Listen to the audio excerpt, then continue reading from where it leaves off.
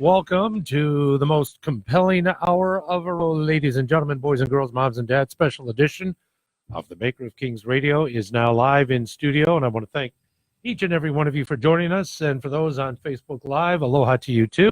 We get to see three incredibly handsome, attractive, compelling men in studio, and then there's a fourth. I'll leave judgment to those who are watching to make that call. We're going to do call-ins later for that. Be nice to Corey, please. I'll be judging this contest. That's right.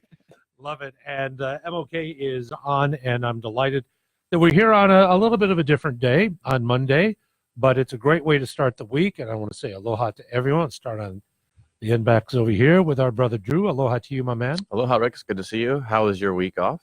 Well, I was kind of working too. Well, you're a week away from Hawaii. Oh, a week away from Hawaii. You miss us?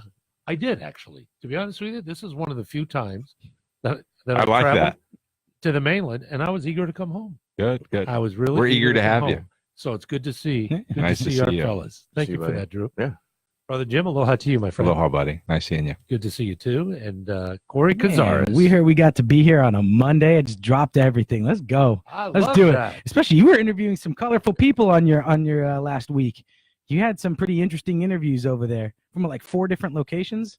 No, well, they all congregated over. We were at the Phoenix Park, which is about Nice. 2 blocks away from the Capitol. Mm-hmm. And Fair put together this contingent of great guests, and I just had to schedule them in for our program. Nice. But my brothers, I'm going to tell Did a you great right now- job. Oh, Yeah, I thanks love so the much. immigration piece. Was Oh, I loved it. Spot on. Talking with, and I'll never forget her. She and I are now our BFFs, but Michelle Root, in talking about her daughter Sarah, who lost her life. Ooh. It was so emotionally. Mm. It was such a close conversation as a parent to a parent. And Sure. that's what got me. And then all the conditions that surrounded her daughter's the day after she graduated from college. Horrible. Whew. But it was rife with these types of folks Sure. that are dedicated to this.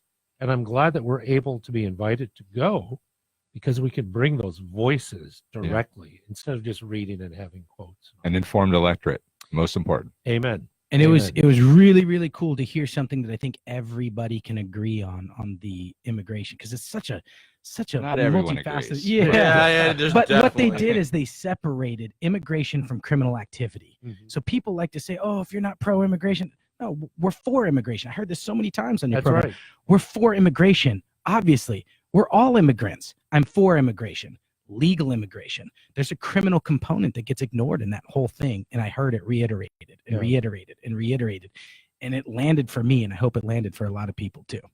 I'm prayerful that it did. At least having a conversation that has a representation of the other side, Sure. because the dominance in media today clearly is for one particular side. And I'm just hopeful that we were able to bring that. So thanks for that, Corey, because that's the objective, to travel there to do Sure. that. You did a And- great job. Thanks so very much for that. Thank you. And of course, having the Cubs get rained out 2 games. Anyway, so that. And then them Bears. What happened to the Bears yesterday? Oh, man. Oh, I'm going to need a moment, fellas, if you don't mind. Oh my gosh, I haven't seen anything blown that badly since Clinton lost to Trump. Oh, I thought you were going to say something else. Man, man. Yeah, you said Clinton. And We were going a different direction for a I'm minute. down this street, Yeah, 1996. and Oh. somebody else made a turn Wow. over in the We're other going a lane. different direction. I was like, where's the button? There's a saying my dad taught me: know your surroundings. I need to understand exactly where I am right now. But thanks for that, guys, and thank you for taking the time today. Of course. On a Monday. What I'd like to do is reiterate and restart with Jim. Our mission, MOK. Our mission is to document the journey of these young entrepreneurs through the trials and tribulations associated with running and building small businesses to large businesses, and practicing conscious capitalism, which is be good, do no harm to yourself, others, the environment. Excellent. So that's laying the ground, because every time I promote and tease that we're going to come on, Sure. I try and let people know there is a mission to this program. Yep. We're all dear friends, but this is why we're here. I also open it up at 521-8383, speaking to those who may be entrepreneurs, those in business, those who care about what Jim just described. You can embrace it, learn more, and be affected by it. What I'd like to do, if you don't mind, is go through a couple of things. Sure. Before we even came on the air, the name Elon Musk was invoked, and I had that as a name as well, because it's not just with Musk, Tesla, and that's a separate component, but it's when you're in the world of business, your comportment, your reputation, when there are those that rely upon you and invest in you. What is a level of expectation that that we should either consider or even subscribe to? Jim, start with you. Well, I think with Elon specifically, we share a building in Hawthorne, California. I have Chapman Aerospace, and it's on Rocket Road, which is between Tesla and SpaceX. And so a lot of those engineers are walking around. And I like to say there's two types of minds that we look for as far as investing. We invest in salesmen and engineers, and Elon's definitely an engineer. And if you've watched the current podcast and his behavior, as radical as it can be, that's all in line with his engineering mind. And if you see how he thinks and you see how he operates his businesses and everything, it's completely an engineer's mind. He's not a very good salesman. He's definitely not a good spokesperson. But as far as his analytical capacity, there's probably very few that can match that. So he serves his purpose. He does a great job for what he's supposed to be doing. I think people don't understand a detailed expectation of what's expected from him.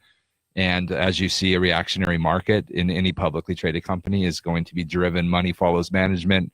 Management acts crazy. Money goes away. Management secures himself. Money comes. So it's pretty much it's exactly what I would expect from my perspective. It's probably a different perspective than these two other guys. Let's jump in. It's funny. He was definitely humanized. I think Joe Rogan had this idea of what he was going to be like the super genius who's just too smart to even talk to, but he's just like a normal guy, a little bit weird, a little bit eccentric, Yeah. And I think you have to be. We're not looking for a normal guy. We don't need a normal guy. There's so many normal people. We need somebody like that. And it's one of the reasons I'm so grateful to be in this room. If we can do this twice a week, I'd do it 5 days a week. It was because it cracked my mind open. What we do when we become successful in our own minds is we think we've got it figured out because we've done good at one thing. And I felt successful doing my one thing. What I learned when I came into this company and this group, to include you, Rick, was that I didn't know anything, right? But what that does is it opens you back up to knowledge. It opens you back up to learn. When the first time I read Elon Musk's book and I heard that the underlying principle of all his companies was not to make money, was not to just be crazy rich, it was to colonize Mars. I was like, what a freak, what a weirdo. Oh my, can I even finish this book now? But now we've got some history and we've seen what he can do. Now it doesn't seem crazy. So you need that outlier to say something crazy and then build us up to where he's at. Not putting him on a pedestal, but saying he's an outlier. And that's what we needed. In this company, I've seen the same thing. I thought I knew a thing or two about business because I was doing well in the business sector. Didn't know anything. But that rock doesn't crack with a friend. It cracks with a hammer. And people like him are the hammer that society needs to open us back up to new knowledge, new ways of thinking about things, whether it be business, capitalism, or just the future of the human race. And that's what I like about Elon Musk. He's a hammer to society. So is there the more practical side with his tweets of taking the company private with what his conduct was on the podcast and some of the things said, which can scare off those who are supportive of him and those he supports him? Well, I don't think it's the individual. I think it's the money manager who's deciding, and it's not their flavor of individual. Therefore, they don't like that flavor. They like slow and steady. They like consistent growth. They like all those things, and he's none of those things. And so, it's the money manager putting people in those positions, and then trying to hold the value system in line with an individual who doesn't share that value system. Super difficult to do. And if you're investing in Tesla, like I am, you're betting on Elon and you're betting on him winning. And I'm betting he does win. I bet on Jeff Bezos. Like I speak about my strategy is similar to my horse racing strategy. When people say, how do you win when you go to the horse racing track? And I say, well, it has nothing to do with horses. That's how I win. And they say, well, I don't understand it. It's the same thing with the stock market. I invest in the person, understanding their thought process, their policies, their understanding. I don't invest in what I see today because it will change. When I go to the horse racing track, which I hate to do, and I don't go unless I'm invited. I was surprised to hear that even come up. I hate all of that stuff, but I will do it. When I go, I bet the jockey. I look at which jockey is the highest earning jockey. I see what mount they get. I watch them. I bet the jockey. I win more than anybody I go with. and they say, man, you're so good, you could do this for a living. And I say, well, this is boring and I don't like doing it. But Yeah. at the end of the day, it's very pragmatic to me. I understand it. I understand that the person who's winning is winning more because of the mounts, not because of selecting a certain horse, because a certain horse could have a bad day, so on and so forth.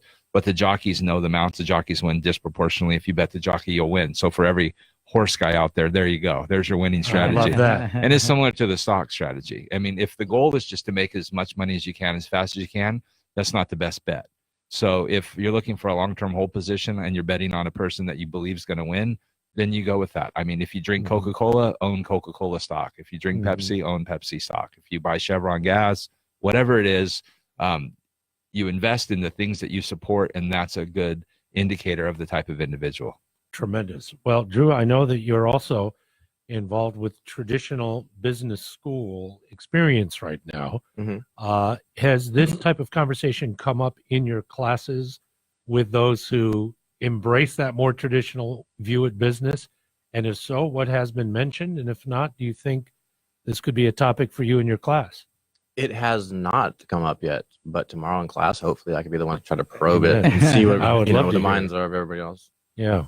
Yeah, we don't talk about too many current affairs in Yeah. school. Do you think people in your very- class are passionate about it to internalize things like this that are in the news, or is it just something that they're doing? I think maybe the older crowd, maybe. They might be a little bit more like there for a reason. Right. Okay. Yeah. More purpose, not just, Snapchatting in class. Seriously. Which it's is horrible. important. They're like taking selfies in class, taking pictures of the teacher. They brought that up And that's too. what's going on in the class? Yeah. No kidding. Elon Musk said 10% happier. And he deleted his social media except for Twitter because he needs to have a way to communicate if he needs to. 10% happier is what it did. That's what he said. Well, I have a little bit of a story here that I'll share with you fellas about higher education, and maybe we can jump into that in a few short moments after this break. Drew, how do we keep up with MOK? What do you suggest? MakerKings.com, and from there you can find all of our social channels, or you can give us a call at 808-202-2922. Handy Andy is a centerpiece, of course, of MOK, and when we come back, maybe we can do a brief about another incoming storm, fellas. Unbelievable. We're going to be back with MOK right now. Very short break. We'll return in just a moment. The Rick Hamada Program on News Radio 830 KHVH.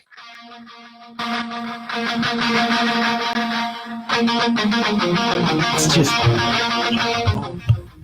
MOK Radio. By the way, thank you for knocking your head on the microphone. It sounded great just now.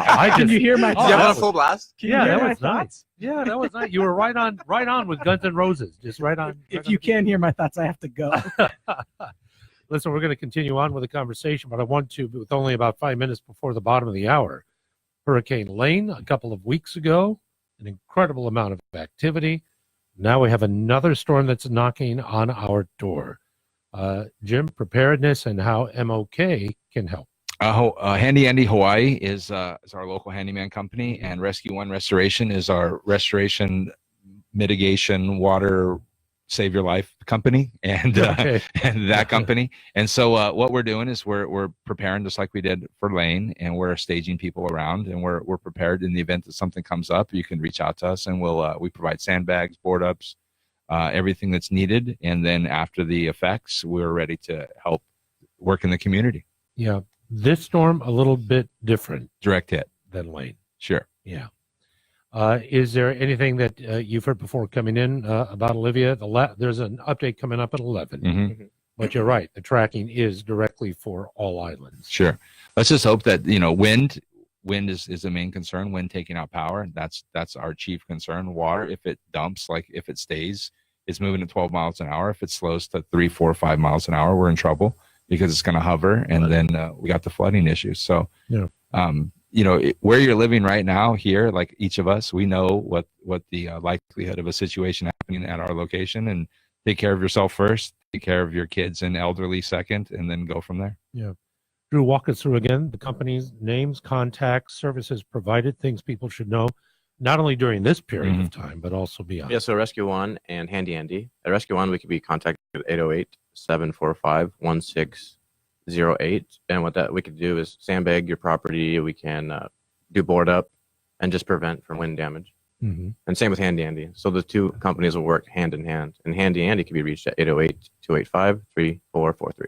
With the no look, by the way, if you're not watching, those numbers came with a no look. I was looking right dead at your face. He had it like We were right in here. sync there, huh? We had That was good. I was loving it. Improvement. But I got to see, did he write anything on when I said hello to him this morning? Was that a little cue card on the forehead there?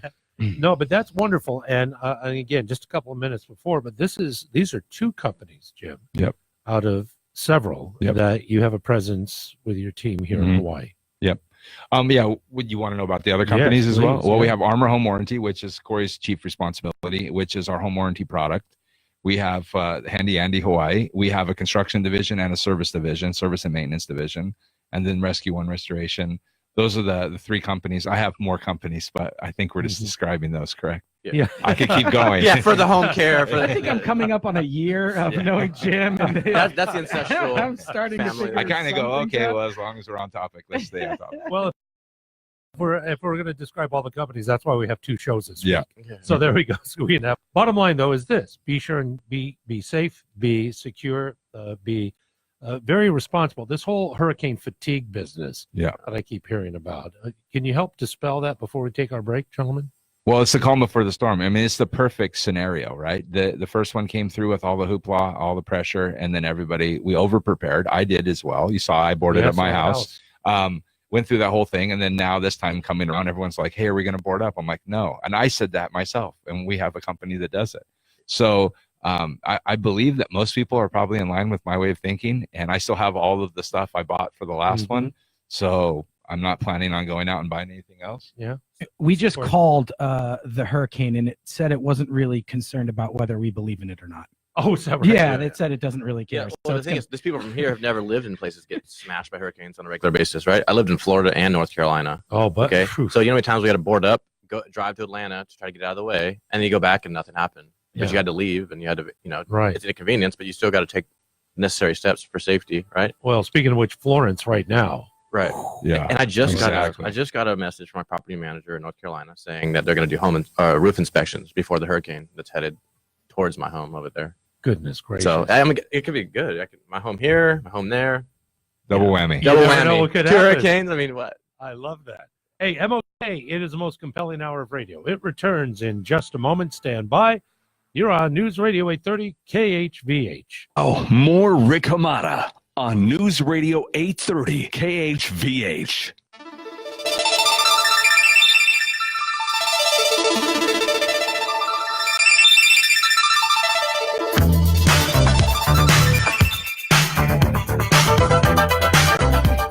I almost hesitated not to play this because all three gentlemen are doing their dance. And I'm liking it. If you're on Facebook Live, you'll see Corey Cazares.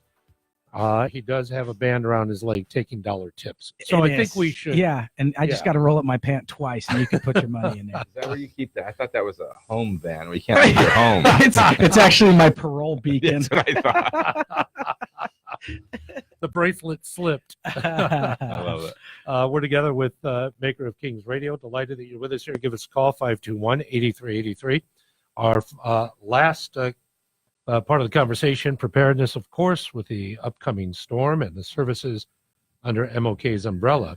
But we're also talking a little bit about education and what is being discussed and what the comportment is within classrooms. And I have yet again a story that says that employers now, less importance, less priority on college education and degrees. Amen. And this is something we Preach. talked about for ages Sure. here on the program. So I got to ask you, so why go through all of this with School of Business then, Drew, if perhaps it's not going to be a key to future success? Well, okay, so that's not entirely true. Well, Okay. there's a technical component which I could take a lot of good information and apply it into the business, right? So Mhm. you figure that a guy who's a traditional senior might be 21, 22.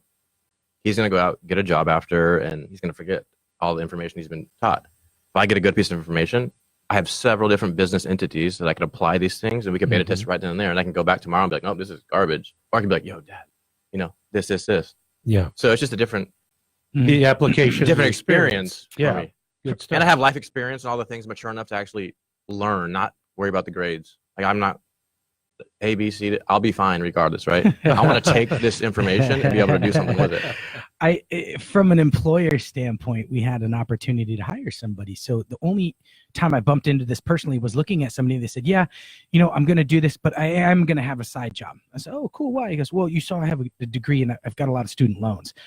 In a commission-based industry, I can't count on a paycheck, so I need to have something so I can continue to pay my student loans, but then I'll be doing this. I only hire a full-time guy. I'm real sorry. So in that instance, his degree actually hurt him because it had a component of student debt that came along with it. The degree was in a field that had nothing to do with sales or real estate in that capacity. So that was one experience where it hurt him, and it was only because his employer at that time, who was us, was looking for full-time people, not somebody who was delivering pizzas and doing what we were doing. So that's the experience. Well, so here's an interesting thing. Some of these professors, they see thousands of students throughout the course of their career as a professor, right? Yeah. Well, recently I had a professor who doesn't understand the concept of laying out expectations, right? Right. So if you're going to hold somebody accountable, whether it's grades or whatever, you have to lay out proper expectations, right? So how are you going to rise to the occasion if you don't know what's asked of you?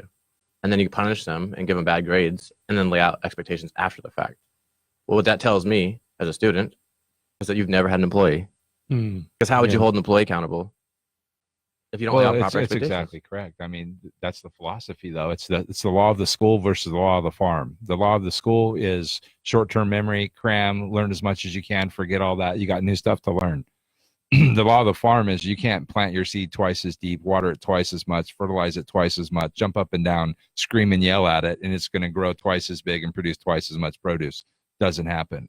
My philosophy has always been the law of the farm, not the law of the school. Because you can fake being smart, you can dazzle people with brilliance and baffle them with the stuff. You don't have to hit the button. But the reality is the law of the school. You can't fake being strong. You can't fake. You can look strong, but if you can't pick up a 300-pound rock, you're not that strong. Right. So it's the same thing. It's all the illusion, and it's just like it's a big illusion. You're gonna get this useless education from this useless university that's heavily subsidized. You're going to never use what you learn, a very small amount. Now, if you're a technical professional, you're a lawyer, a doctor, an engineer, an architect, somebody who has that marketable skill set, then by all means, that's something that's appropriate for you. But by and large, the amount of individuals that are highly educated that can't produce anything is the concern that I have. It's unbelievable how many people have an education. And this is what I say. If education was the solution, then every person with an education would be successful. Education is not the solution, because I know a lot of educated people that are sitting at home with mom and dad. And sorry. Go ahead. No, go ahead, Corey. But I'm not the guy to interrupt. Nope, sorry. But that's just how I feel. I feel that it's just, and then you saddle a kid with debt, right? It's like having a mortgage on a home you can't live in. You still got to pay the mortgage, but you can't get any value out of the home. The same thing I feel with your education. You have a mortgage, you have a $200,000, $150,000 loan against an education that, if you apply what you have learned, effectively make $100,000 a year. You're going to spend 60, 70 to live. Now what? Or if you can make 30, 40, then what? Now you're done. If you're in Hawaii, you're living on the beach, which isn't bad, but Well, yours. Yeah. I think a lot of people put the value on a college education because it costs so much. They put it in high regard. They put that education on a pedestal because it's so expensive. The reason college is expensive should be looked into and should be broadly told. If you want to know why education's federally backed student debt. So then if it's government backed debt, now guess who wants to give student loans? Everybody and their grandma. So student loans became way more prevalent, way easier to get. So what do schools do? They raise their tuition. When the schools raise their tuition, those lenders don't care. They just lend more money. The students don't care because they don't have the choice to care. It was the federal government putting their hand inside the education system, federally backing those loans. That's why education's expensive. Boom. But the public thinks it's $250,000. That's the value of that product. And the value of the product is subsidized by federal government, which derails the entire process of valuation. And no Chapter 7. No Chapter 7, and that's the next bubble. Prepare. You can't. It's the same thing going to happen again. Forever, right? It's going to happen again. Yeah. There is the perception that if you have Harvard, Yale, Stanford, MIT, just off the top of your head. I got something for that. I know that's the guarantee of success. That if you can get a full ride, you're set for life. If you can get scholarships, you're great. Grants, wonderful. Even if you have to take out a student loan, because that's a guarantee. You're the cream of the crop. You're top of the shelf. Nope. Well, that might work for them. Yeah. For those top shelf schools, yeah, that's probably ideal. But what happens if you go to, Scooby-Doo University, right? Or University of Phoenix or one of these other places that are just providing you these educational components and somehow calling that knowledge. Knowledge is different than education. And that's what these people are confusing. So that doctor that I told you, the professor I have, that it doesn't know how to lay out expectations. Well, he has an MIT degree, PhD. What? So it doesn't help you. You can be smart, but it doesn't mean you know how to communicate effectively and get results out of your students. It's about results. The easiest way for them to get results is to actually care. But I think this will start to diminish because, again, more companies dropping degree requirements. Yeah. If this continues, then perhaps that solution to an affordable, if not relevant education will become more I think prominent. we need to move it down the chain. I mean, in the middle of high school, whether you're going to excel in academics or not. You already know that. Yeah. And that's the opportunity to transition into the trades and go out and become a plumber, an electrician, or something of value. Not that the other trades are not of value, but very few. We need doctors, we need nurses, we need healthcare. All that stuff's true. But if you look at the amount of people going to, I can't tell you how many people that I talk to that they're a plumber and he's 75 years old and his son is a computer science major and he can't help him in the plumbing company. And the kid that has a computer science major, now he's being pushed out with AI, automation, robotic. He doesn't have a job. And he says, well, you need to become a plumber. He says, oh, I don't want to. I want to do this. Same problem. It's going to happen over and over. I'm going through this. I'll share just briefly with Zachary, which I share with you fellas when we're not on the air. But we had a recent conversation. I said, passion. What is it? What is it that's in here? I don't need to know all of this up in the brain. But what is it you want? You know what he would love to do? Auto mechanic. There you go. He's been drawing cars for years. He's got He's an engineer's mind. That's his thing. Now, his declared what he has come up with through his schooling is mechanical engineering. Yeah. That's where he would like to go. But he also has music as part of that, which is complementary either way.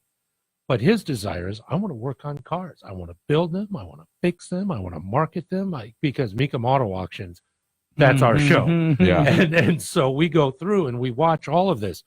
That's his passion. I said, son, you follow that passion. Don't let anybody make a determination that if you're not going to have that 4-year degree in mechanical engineering and a bachelor or a master's after and all this, if you're doing what you love to do, the rest is going to follow. Trades, hands-on, work hard, dude. And then when we have game night at your house, we're going to talk to him about the difference of the two things you said.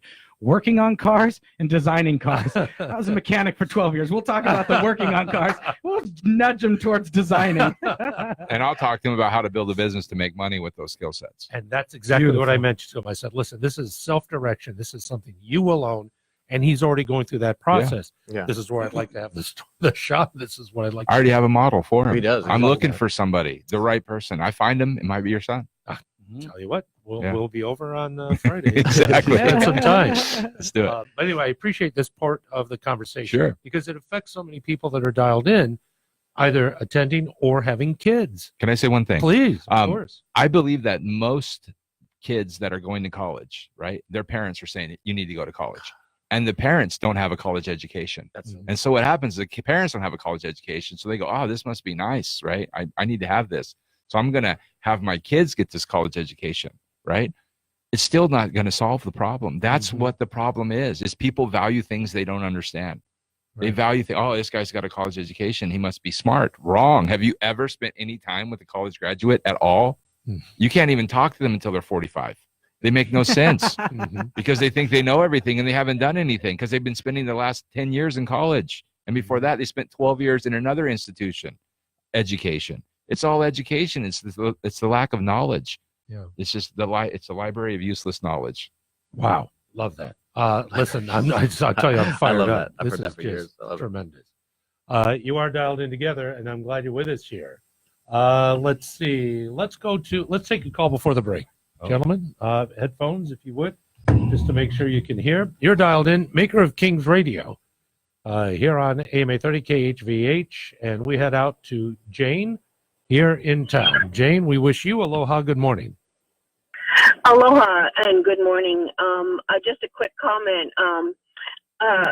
Well, two quick funny quotes. Don't let schooling get in the way of education. Someone said that a long time ago. Mm-hmm. And something that I remember from years ago, the 5-minute university thinking is that what you remember from college amounts to about 5 minutes of information. But that being said, actually, I wanted to comment that my son had graduated from the HCC Automotive Tech program and got his degree and followed his dream. He was in liberal studies and not quite so excited about it. And but once he figured out what he really loves and went for the automotive program, he never missed a day, and he graduated, and he's totally happy with his decision, and he and a friend are opening up a shop. So beautiful. Awesome. It's a great program. So anyway, have a great day. All right. I thank you so much, and we all do, Jane. Thank you so very much for that. It's I awesome. agree. Yeah. I love that. It's what I've said all along. Information, Amen. confirmation, social proof. That's it. Yeah, it's Done. nice to not be in an echo chamber to hear people believing It's it true. and And following I think it. more people believe it than say it. And I think it's just politically correct to say, go get an education, it's just a waste of time. Hey, listen, MOK, we're back in just a moment. And if you'd like to join us, 521-8383. We return. Maker of Kings Radio. The Rick Hamada Program on News Radio 830 KHVH.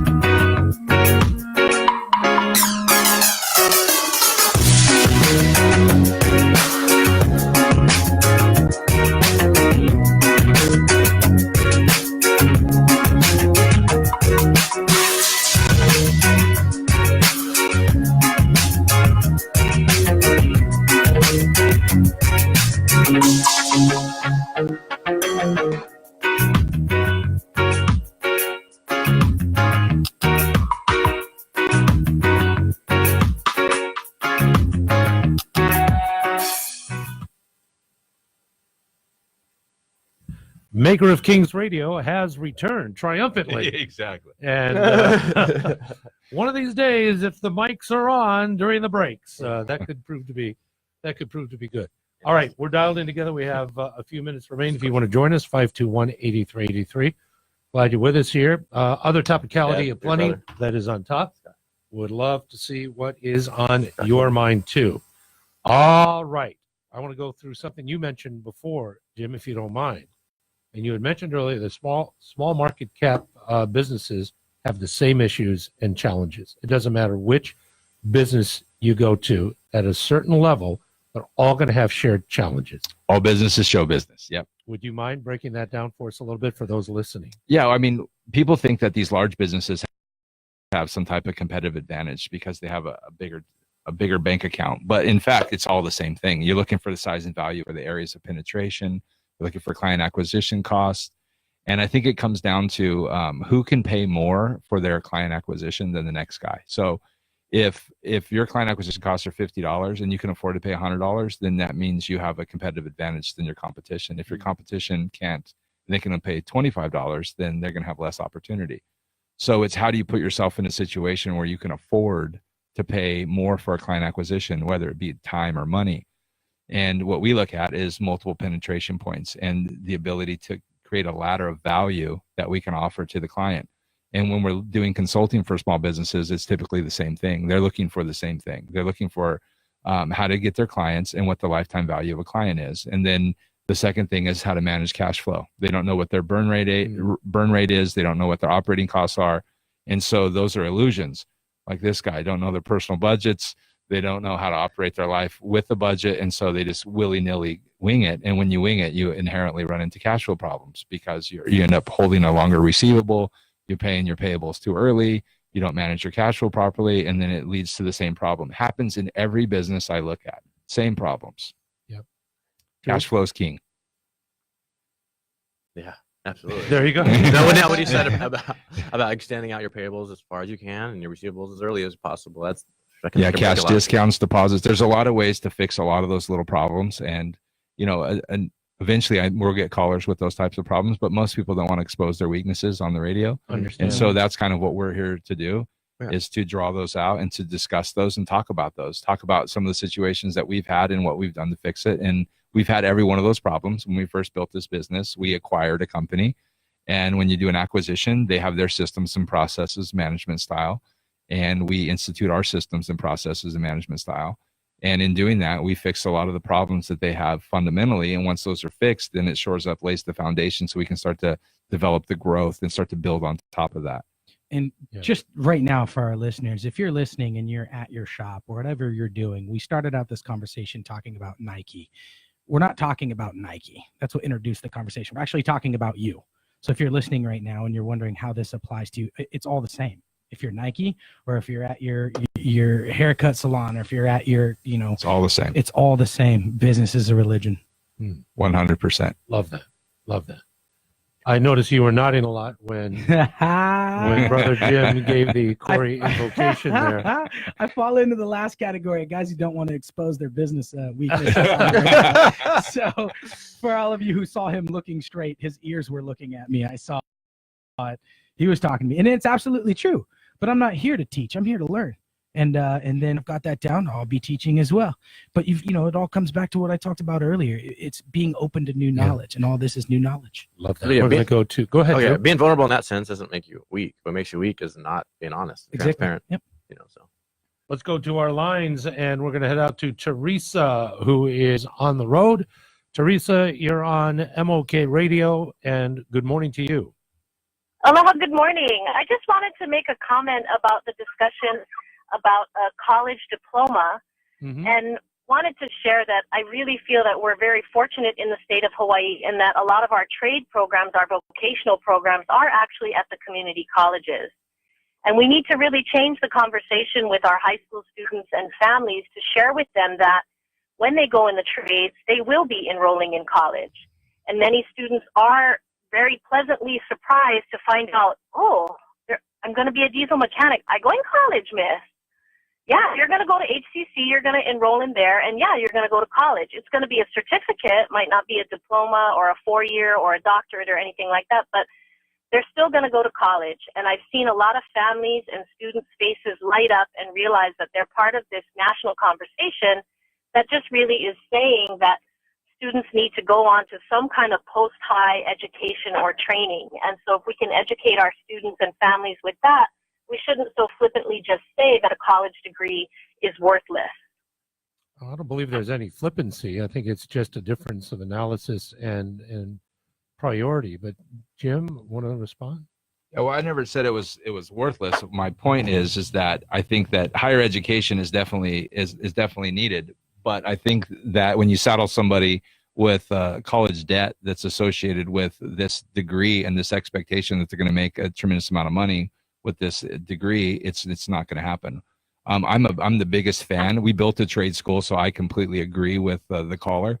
We built the National Academy of Construction Trades as a program to do exactly what she described. So the community college, definitely a good choice. Going into all of the trades, definitely a good choice.